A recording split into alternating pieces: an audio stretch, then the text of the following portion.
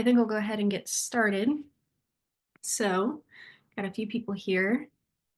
Thank you for joining, everyone. I really appreciate you taking time out of your night to come and listen to me and hear more about Alzheimer's and dementia. I want to let you know my name is Ashley. I am currently working on my doctorate of occupational therapy at the Austin campus of St. Augustine. And part of my capstone project is I'm working with the Alzheimer's Association chapter of, I'm at the Capital Texas chapter of the Alzheimer's Association as a community educator. And so basically, I help present educational programs out to the local community. I also lead a caregiver support group, and that's kind of what I've been doing mainly. But kind of how I got started with my connection to the disease was in Georgia in undergrad. I used to work as the memory or the activities coordinator for the memory care unit back in Georgia. I did that for about a year and a half, and that was a weekend gig for me.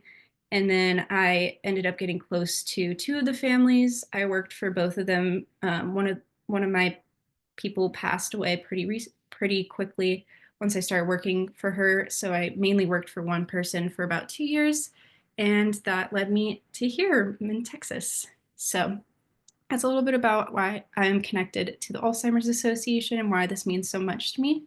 But I'll go ahead and get started about telling you about the program we'll go through today.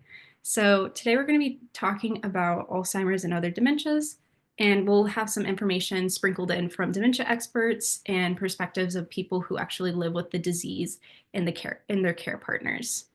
I do want to clarify off the top that care partners is a term that you may prefer over caregiver, while an individual with Alzheimer's is in the early stage when they are not needing as much assistance with daily tasks, but still benefit from the support of family and friends. So let's go ahead and look at what we're going to learn today. Okay, so I don't know if you're like me, but I do not read the learning objectives unless they are read to me. So we will go ahead and read those together. So today I want you to be able to compare Alzheimer's and dementia, recognize how Alzheimer's disease affects the brain, list the risk factors of Alzheimer's disease, identify the stages of the disease, describe how scientists are working to advance research, and name the available resources through the Alzheimer's Association. And we will have time for question and answer at the end, so please save your questions for then if you can. And I also will be taking the liberty of skipping a few videos here and there, just out of respect for everyone's time to keep things moving. All right. So we're going to start off by talking about the impact of Alzheimer's disease and dementia. So Alzheimer's is a global crisis, and I'm sure you've been hearing more and more about it in your personal lives and on the news like I have. So we'll go ahead and start off the top with the quiz to see what you kind of know already about Alzheimer's in America. Because currently worldwide, there is about 55 million people who are currently living with Alzheimer's dementia. But I'm curious if you know how many Americans live with it. So if you're feeling brave, please come off of mute and tell me which answer choice you think is correct.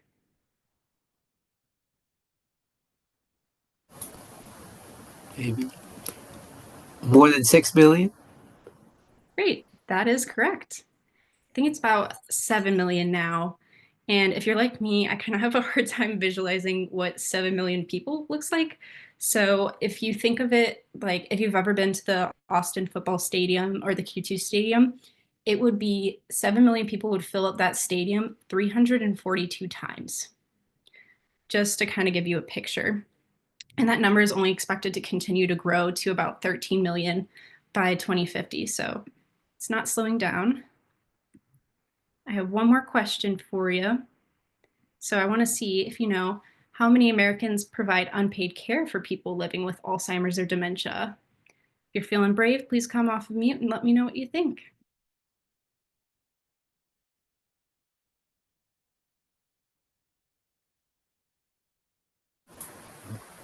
More than 18. Let's check it out. Ah, close, over 11 million. So you're still in the ballpark. But currently there's more than 11 million Americans providing unpaid care for people living with Alzheimer's and dementia. I want to really stress that it impacts caregivers both at the home and at work. because more than 80% of care provided at home is delivered by family members, friends, or other unpaid caregivers. Whereas over half of employed caregivers report having to go in late, take time off, or quit altogether due to their caregiving demands. These caregivers are providing more than 16 billion hours of care, as that was in 2024, which is valued about $272 billion. And just for reference, Mark Zuckerberg's net worth is 254 billion. So just in a year alone, we are surpassing that in the amount of care that's provided by these caregivers. So let's learn a little bit more about the disease with this video.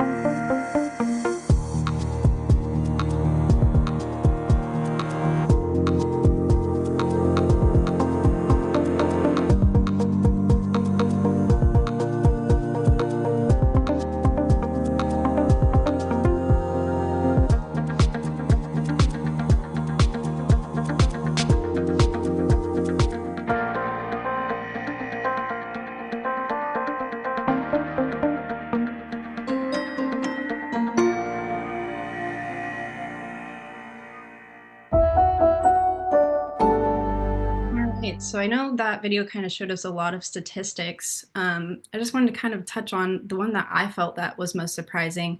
Not sure about y'all, was the one that talked about how Alzheimer's alone kills more than breast cancer and prostate cancer together. I just think that kind of tells you more about the kind of prevalence or impact of how much this is affecting people across the nation and the globe. So now we're going to talk more about Alzheimer's and dementia, really get into the nitty gritty.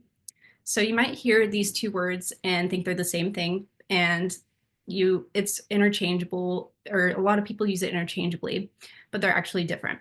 So the way that I think about this is if I think of soup. So soup is this really big broad category, right? And there's lots of different types of soup. So in this analogy, dementia is soup. And there's different types of the dementia soup.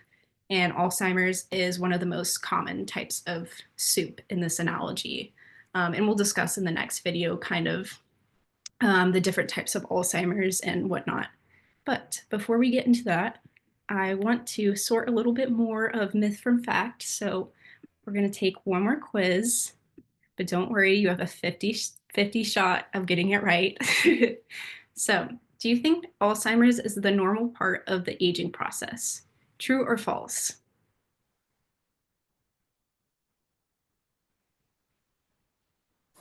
False. That is correct.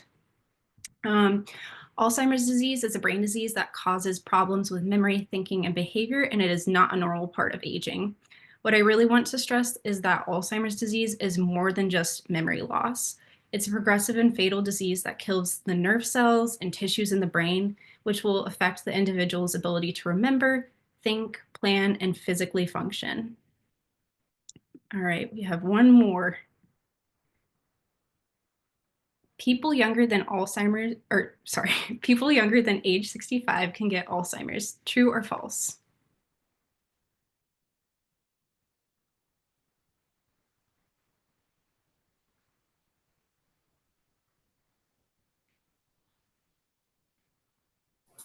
Let's say true. That is correct. It is less common, but it can happen. In some cases, people can develop the disease in their 40s or 50s, and this is known as early onset. So now we're going to watch a video with our expert, Dr. Snyder, and she'll explain the different types of dementia and how they're related. And I really like this one visual of dementia as an umbrella. So we'll kind of recap after the video, but we'll go ahead and proceed on.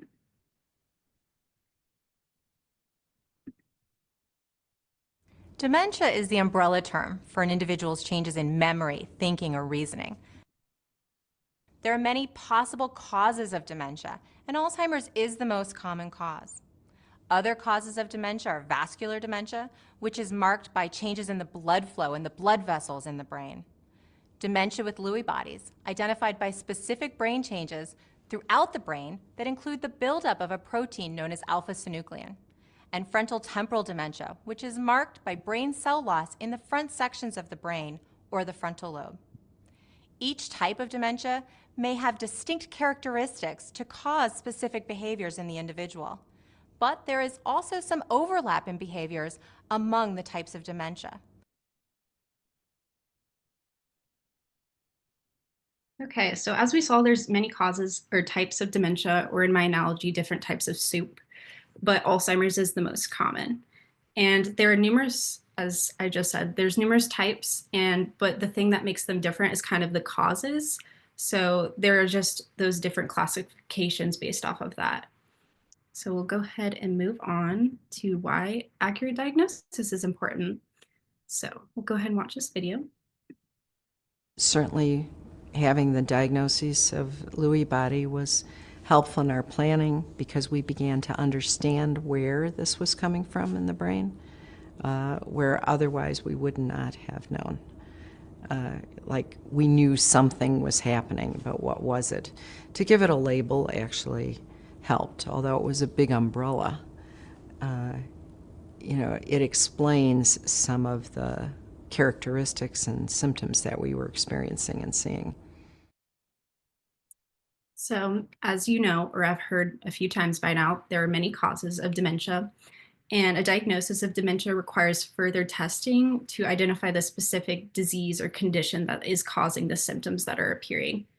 And it's really important to get an accurate early diagnosis to help know what you're facing, how to respond to it, and what to expect. It also helps someone with dementia remain independent longer, provides opportunities to participate in clinical trials, or it could be something else that is not dementia that could possibly be managed or treated, which are all reasons why accurate diagnosis is so important. So we'll go ahead and proceed on. So now we're going to talk about how dementia, we'll just do a recap really quick. I'm sorry, there's one slide in between. So again, if you're going to take one thing away from this presentation is that Alzheimer's is not a normal part of aging, and Alzheimer's is the most common cause. Is kind of what I want you to take away. All right, now it's time to look inside the brain. So the brain is the most complex organ. It is also our most powerful, despite only weighing about 3 pounds. So we're going to hear from our expert, Dr. Carrillo, at the association about how Alzheimer's affects the brain. More than 100 years ago, Dr. Alzheimer described specific changes in the brain, what we now call the formation of plaques and tangles. Alzheimer's is a progressive brain disease that's marked by these key changes and impacts memory, thinking, and behavior. The brain has 3 main parts: the cerebrum, the cerebellum, and the brainstem. Each one plays a role in how the body functions. Alzheimer's disease causes nerve cells to die, which leads to brain tissue loss and causes loss of function and communication between cells. These changes can cause the symptoms of Alzheimer's, such as memory loss, behavioral issues, problems with thinking, planning, and at the end stage, swallowing. So again, just reiterating that Alzheimer's does affect more than memory, kind of how she was saying swallowing at the end, it does affect other functions and muscles around the body. I also want to point out that Dr. Alzheimer is the one who discovered plaques and tangles about 100 years ago, when he learned that plaques are abnormal clusters of protein fragments that build up between the nerve cells in the brain, whereas tangles are made up of twisted strands of another protein. And scientists are still not sure 100% what causes the cell death and tissue loss in the Alzheimer's brain, but plaques and tangles are the primary suspect. And any brain changes will result in changes in memory, thinking, and behavior. Okay, so I know everyone here has a brain, And unfortunately, everybody with a brain is at risk for developing Alzheimer's disease. However, there are risk factors that do increase your risk. So we'll go ahead and see if you know which one is most common. I believe this is the last question, so bear with me. Okay. Which of the options do you think is the greatest risk factor for Alzheimer's disease? Genetics, family history, or age? Come off of mute and be brave because I can't see the chat. Age? That is correct. Even though they're all risk factors for risk factors for developing the disease, age is the greatest known risk factor. After the age of 65, the risk of developing Alzheimer's doubles every 5 years, and more than a third of people aged 85 and older are living with the disease. So now we're going to hear from one of our experts, Dr. Snyder, again, as she explains the most common risk factors. Alzheimer's disease is marked by specific brain changes that result in the clinical changes in individual experiences. That is, changes in memory, thinking, or reasoning. And ultimately, Alzheimer's is fatal.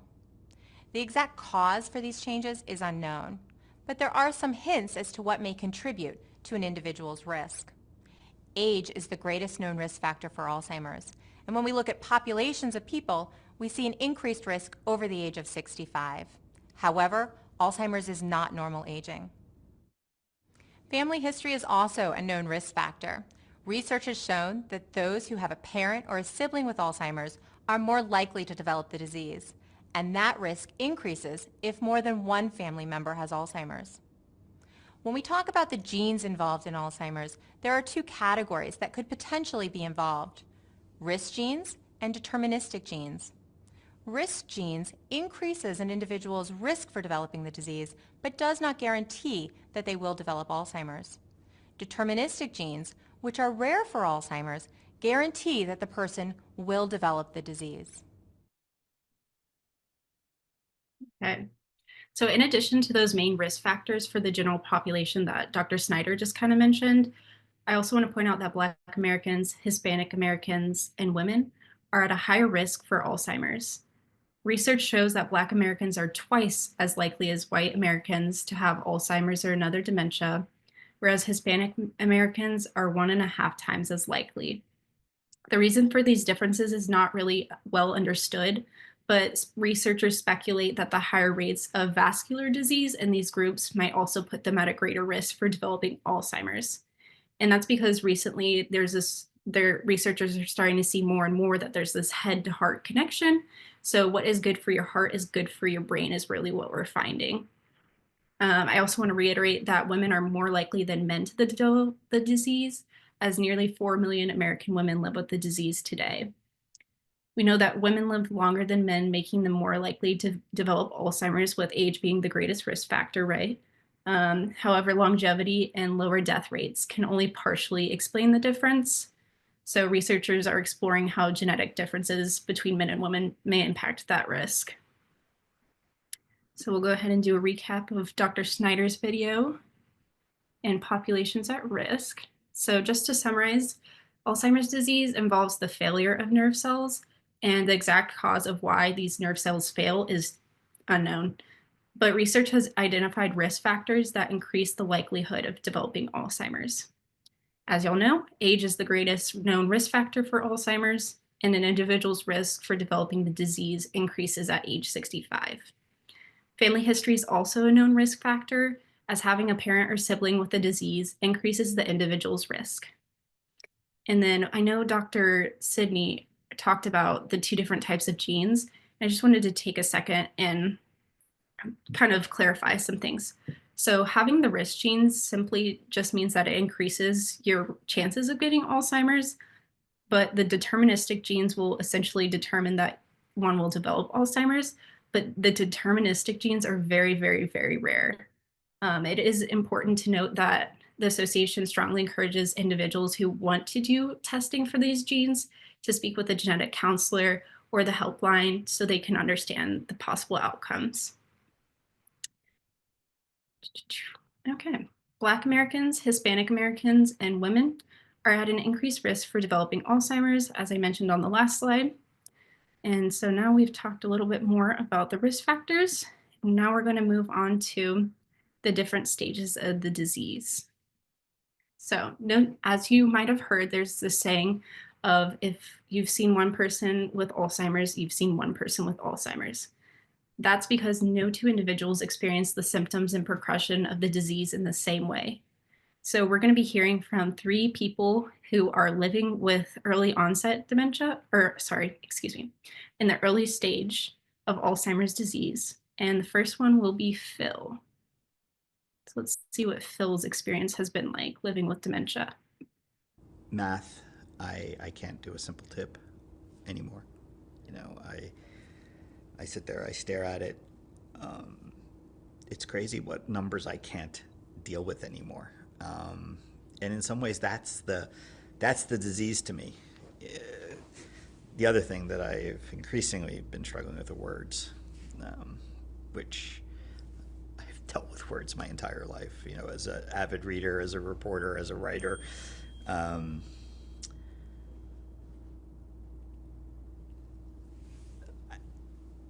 I struggle with them now. Can't imagine how hard it is to have that previous level of being able to just be a word wizard and then it's just gone. I can't imagine how frustrating that is, which kind of reminds me a little bit about Teresa's experience in the next video where she kind of talks about where her normal changes. So I'll go ahead and let her tell her story.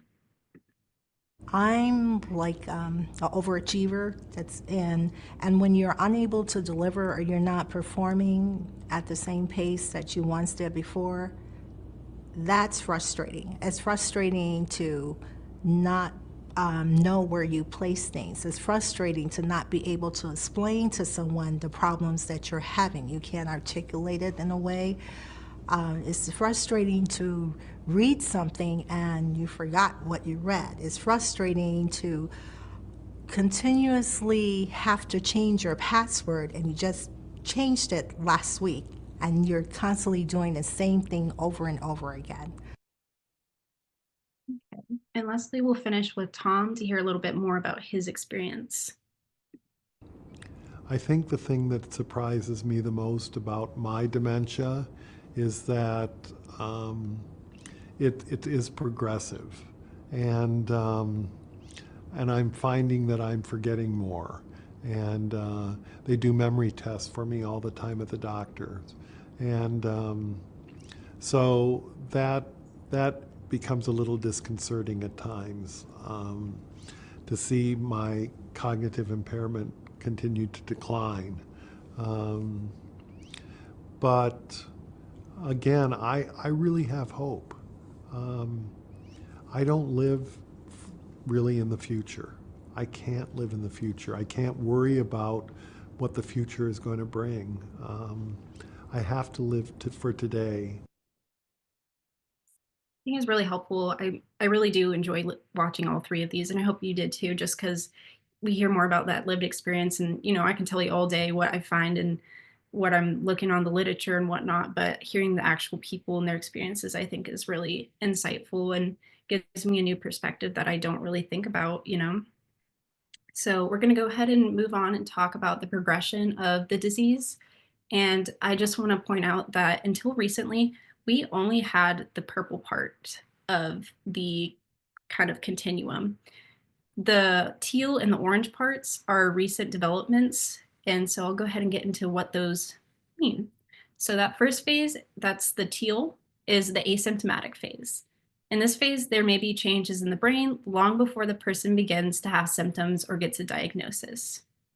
As that disease progresses, the person will begin to experience mild symptoms, but will still be able to independently perform most activities of daily living.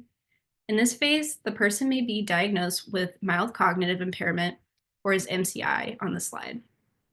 In the graphic shown on the slide, MCI is that early stage of Alzheimer's disease, meaning that hallmark changes in the brain, such as amyloid buildup, are present. MCI can develop for multiple reasons, and individuals living with mild cognitive impairment may go on to develop dementia due to Alzheimer's, whereas others may not. For those that do enter into the dementia phase, they progress into the purple realm. And this is where it is broken down into 3 phases called the mild, moderate, and severe, also referred to as early, middle, and late. These stages will reflect the degree to which symptoms interfere with the person's everyday activities. And it's important to understand that these are kind of like general estimates of what is expected as the disease progresses along. It's not set in stone, and it's different for every person because every person will progress differently. It's also hard to really neatly place someone in just the mild stage or just the moderate stage because there is a lot of overlap and there is a lot of fluctuation day to day. So it's really hard. But these stages are really beneficial in the sense that it gains an understanding of how the disease progresses, what's coming next. And it's also really helpful for caregivers to prepare for advanced care planning, what to expect, and understanding how to respond best at each stage along the way. Okay, so to recap, the 3 broad phases that we just talked about are the asymptomatic, that teal part, mild cognitive impairment, the orange bit, and then dementia due to Alzheimer's disease, that purple part. And so that purple part is the dementia phase, which is broken into further broken into the 3 stages of mild, moderate, and severe. I do want to emphasize that no 2 individuals will experience the symptoms and progression of Alzheimer's in the same way. Everyone is different. And while symptoms worsen over time, people progress through stages at different rates as their abilities change.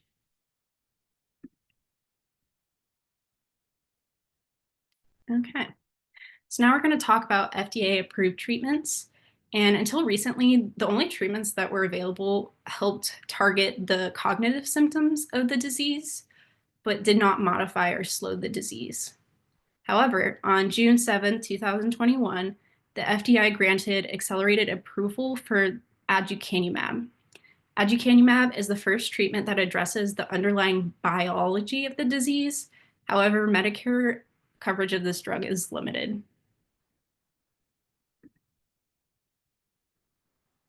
Okay. Because everyone experiences Alzheimer's differently, these treatments will work in varying degrees and are not effective for every single person. We do encourage people who are interested in learning more about treatments for themselves, a family member, or a friend to have a conversation with a healthcare professional. I also want to point out that treatments are typically, I know it says pill patch or intravenously, but typically the treatments are through intravenous methods. Okay. So now we're going to talk about research and what that world has been about. So in the past decade, researchers have made enormous strides in understanding how Alzheimer's disease affects the brain. Many recent insights point towards promising new strategies for treatment, prevention, and diagnosis.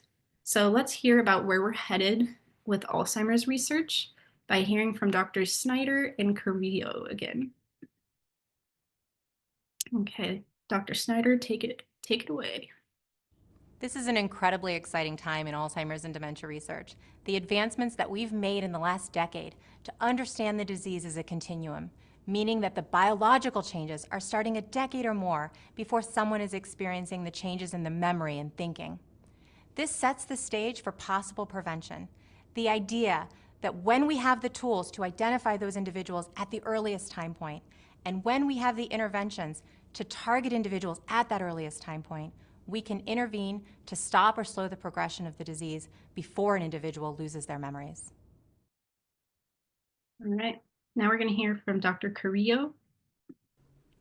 Growing evidence indicates that people can reduce their risk of cognitive decline by adopting key lifestyle habits. More and more research shows that factors like exercise, nutrition, and aggressive management of cardiovascular risk factors may impact our ability to slow cognitive decline as we age. And through current studies, we're exploring how certain lifestyle factors may even reduce the risk of developing Alzheimer's and dementia. So again, I think she really drives home that message of what's good for your heart is good for your brain. Again, that's a recent development that I think is really important to kind of drill home. And lastly, we'll hear from Les, who is a care partner about his hope for the future through the association. It's nice to see the association spearheading in many ways the emphasis on getting the money at the federal level and at the private sector to get the research done so that someday there will be an effective treatment, hopefully cure, hopefully prevention. I'm with you, Les. All right. So as we heard, everyone can kind of help advance Alzheimer's research. And to learn more about this, let's tune in to what the clinical studies are available and then what trial matches. Participating in a clinical study is one way that everyone can get involved in a very direct way in the fight against Alzheimer's disease.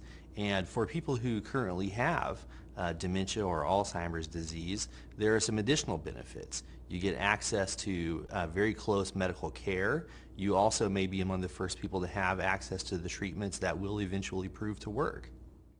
You might hear the phrase negative trial, which means it didn't hit the endpoint. It didn't result in an FDA-approved treatment for the disease. But I think the only negative trial is one that doesn't provide us with valuable information. If the trial is well designed and is a good scientific experiment, we can get extremely valuable data that can help plan the next trial and make it even better than the last one. And it gets you that much closer to that FDA-approved drug, to that effective treatment, and maybe someday even prevention.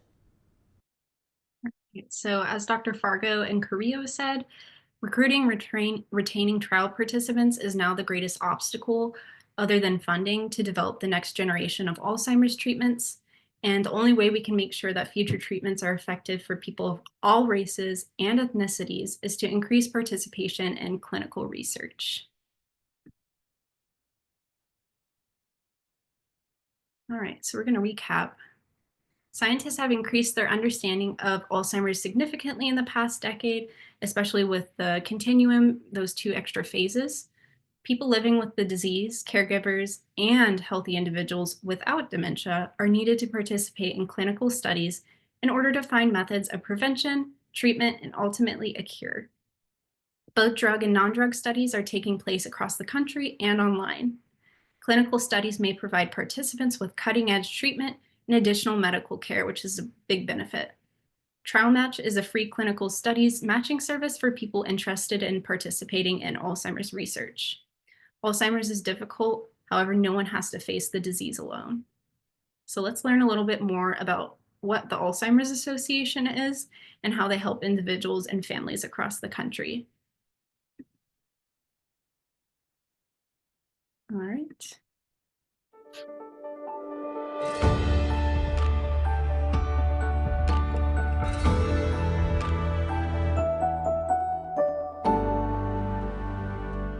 All right, promo time. So Alzheimer's Association, as you saw on the map, is across the nation. They lead the way in to end Alzheimer's and all other dementia by accelerating global research, driving risk reduction and early detection, and maximizing quality care and support. Vision is a world without Alzheimer's and other dementia. So now that you know what the association is, we'll talk about what resources they have available. My personal favorite that I think has been honestly what I refer to people the most during my time at the Alzheimer's Association has been the helpline. At 1000%, I love it because you get access to highly trained and knowledgeable staff who can help with education, decision-making, crisis assistance, or even resource identification. They're available around the clock. They provide in-depth care consultations, and they're all free of charge. And help is available in more than 200 languages, which I think is so important. So we're going to hear from Tim, a care partner who has called the helpline for support, just because I haven't ever called the helpline and I don't know what that's like. So we'll hear from somebody firsthand. I've had a couple of phone calls that I've been able to make in to the call center when I've had a couple of quick questions that I wanted to ask. You know, there's been a couple of nights, 2 o'clock in the morning, you have questions, you have anxieties, and I was struggling dealing with them, and it's amazing. It was one of the best things I ever did was keeping the call center on my favorites now. Just to know that there's somebody you can call who is aware of what you're going through. Again, so it's 24/7, it's free, and it's available in 300 languages, or 200 languages, I'm sorry. I'll go ahead and tell you about the Alzheimer's website because I actually have used this. So it's often the first step for individuals following the diagnosis. And there are sections of the website that are specifically for people living with the disease and caregivers. But we also have a website for the Capital of Texas chapter in Austin if you're looking to get plugged in with kind of what support groups and educational programs there are. You can also, the third one down here, the CRF stands for Community Resource Finder. I really like this because the Alzheimer's Association and AARP partnered together to create a community-based resource available and across the nation, and it includes long-term care, community-based services, local association offices, and their corresponding programs and support services. So you can go to alz.org/CRF, you'll type in, or you select one of the type of programs. So for example, I've hit the Alzheimer's one before if I'm looking for a caregiver support group. And then I type in my zip code, and then it'll give me a list of like 10 options that are like within 50 miles. So that's kind of how that works. And I think it's a great resource. So again, they have the helpline, the website, and the community resource finder. So now that we've taken a look at Alzheimer's and disease and what resources the association offers, let's talk about how you can take action. All right, I'm going to breeze through these and spend the most on Trial Match because I think that one is the most important and deserves the most attention. But if you are interested in volunteering with the association, you can go to alz.org/volunteer. You can be a community educator like what I'm doing today. We are in need of caregiver support group facilitators, or you can even become a local walk, lead a local walk. If you're interested in advocacy, you can go to alzimpact.org, and this will give you opportunities to speak out on behalf of the needs and rights of those facing Alzheimer's disease. And I believe they have a march on the Capitol Hill soon. I believe it's in March. So that's coming up. We have the Walk to End Alzheimer's, which I don't know if everybody's familiar with, but that's kind of how I first heard about the association. If you want to learn more about that, you can go to alz.org/walk. And this basically is the largest fundraiser in the world to kind of raise funds for research, care, and support. All right, we have the Longest Day, which is another fundraiser where you choose an activity that you like and kind of raise funds through that. I know some people did pickleball last year. I thought that was pretty fun. But we'll go ahead and move on to Trial Match because I think this one's deserves the most time in the sun. So if you're curious about learning more about Trial Match, you can go to alz.org/trial match. Basically, that'll just get you connected to the free, easy to use clinical studies matching service. Keyword free. Ooh. All right. So I know we talked about a lot today, but we are done with presentation mode. And I wanted to see if anybody had any questions. I know we covered a lot.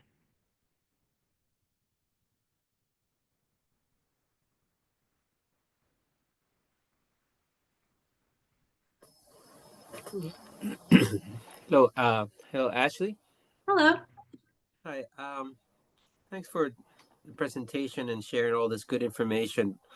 I just wanted to. I know the website. It's a good resource, and I'm gonna definitely dive into using it. But I wanted to know if non-pharmaceutical. Has there been enough, or there are other interventions that may be helpful to, like, yeah, I know as a therapist, we think, well, therapeutic exercise helps us keep our muscles from wasting away. But somebody has, I don't know, a degenerative disease that continues to, take the muscle strength away from the person. It's like, but at least, they have some value to it. So is there like memory, cognitive type of activities or therapeutic interventions that, that can help at least maintain functionality a little bit longer, or to try to slow down the process of the disease? That is a great question, and I'm so glad you asked it because it's something that not a lot of people think about of kind of like how can we work to, keep what we have, So one of the things that I have been doing for my capstone project is looking in the literature mainly about strategies, and I'm an OT candidate, so occupational therapy interventions for people with dementia. A lot of them are kind of tailored around kind of evoking memories.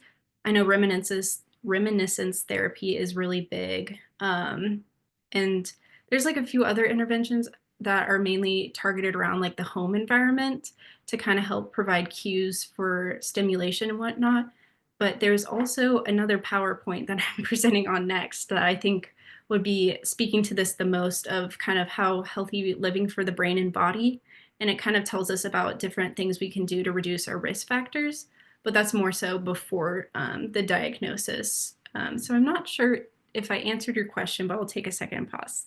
Okay. Well, I think yeah, you have in part, but when you say presentation you're going to be doing next, you mean next in another event or next like in this presentation? I'm sorry. Yes. My next presentation is March 6th, another Okay. Thursday at 5 p.m. Oh, I'll look forward to that one then as well. So thank awesome. you. Well, I'm glad I'll have a familiar face. All right. Does anybody else have any other questions?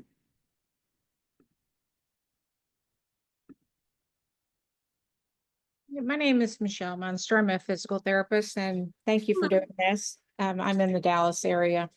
Uh, Hey. uh, my mother had Alzheimer's, and she recently passed in October. I'm So so sorry for your loss. thank you. So, but I think it really helped her. She stayed as active as she could. It's like doing aerobics and that type of thing for as long as she could. And even when toward the end, my dad would be like, "Let's take her for a walk," and that Hmm. thing. So that was really helpful. And I had called that Alzheimer's number before and found it helpful as well. Good. Another book, I don't know if you've heard of, it's called The 36-Hour Day. I haven't. Let me write Um, that down. yeah, that was really good. It's like just, they call it the long goodbye because it's like, you know, they, gradually start losing, it's tough to watch, where, Yes. they lose memories and things like that. But one thing that I had heard from UT Southwestern physicians was that one of the last things to go is music. Hmm. And so we would sing to her or play music and things like that. But thank you for your presentation. Yeah, no, thank you for sharing all that. I really find it insightful and it's helpful to have somebody with that lived experience, especially with the helpline and whatnot. But I definitely agree that, at least from what I've seen at working as an activities coordinator, I didn't know that memory was the last one, but I definitely have done some activities where we play instruments together or sing like the Bee Gees playlist. And so I'm glad to know that I was doing something right. But yeah, does anybody else have any other questions? Not a question, but just kind of commenting on something that Michelle just shared. You know, Yeah. my mother's also dealing. We working with her, and she's dealing with Alzheimer's, and we often involve playing music for her, and it just lights her up. And even just today, I was talking to my sister. She said she started singing some old hymns, I love and that. she jumped right in, and she started talking about the pastor, what a good man he was. So it's like somehow kind of as a bridge to a place in time, and it does kind of maybe it finds a little short circuit to help bring the memory. So yeah, I think it's a wonderful tool to use, music for sure. Yeah. Thank you for sharing that. And to me, I guess when I would go visit, my dad was there and I talked to her just like she could hear me because I didn't know if she could or she couldn't, and my dad's like, "Michelle, I know you want your mom to hear you, but she can't hear you." And I said, "Well, you know what? You don't know that, so Mhm. I would just, continue to talk to her like she was there because you never know." Yep. I was actually at leading a caregiver support group on Tuesday, and that got brought up of somebody was speaking about how their loved one doesn't speak anymore, but they still talk to them like they're able to respond. And I said, I think that's lovely because I think it stimulates that part of the brain nonetheless. And I think it's, why not assume that they can, you know? Why not? I really like all this discussion we're having. Does anybody else have any questions or comments?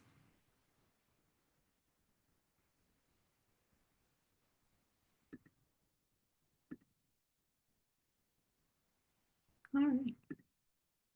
Well, if not, I'll kindly ask you if you wouldn't mind for the Alzheimer's Association to just write your name and the zip code in the chat. That's just so we can keep providing these free educational programs. Completely optional. If you don't like to, you don't have to.